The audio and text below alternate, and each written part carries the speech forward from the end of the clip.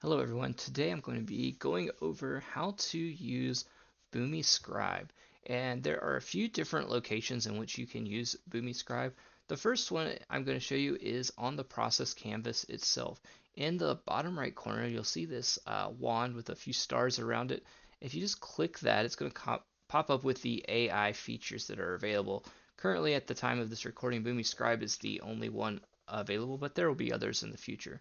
If we click that, it will pop up and give us our process documentation. And it will tell you what the process name is, the overview, the metadata, business context, and the steps and functions, and if there are any schedules for this process on any of your environments or atoms or molecules. However, you can also do this on the Boomi AI page.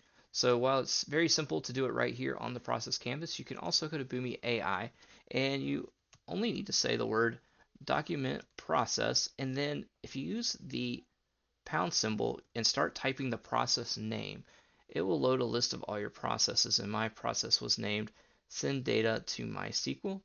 And so I could just do that and we can see it has the process, add document process, and I can click send.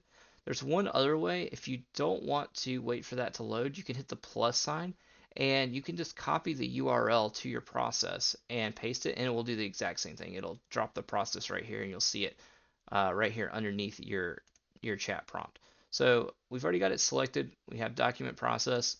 We'll click send, and this will take about 5 to 10 seconds. The main difference between doing it here and doing it on the canvas itself is that here it will give you a process overview and give you kind of a graphic image of the process shapes, which you'll see here in just a moment. So again, you get the same overview, but then you get the process diagram, which shows you the shapes of the process.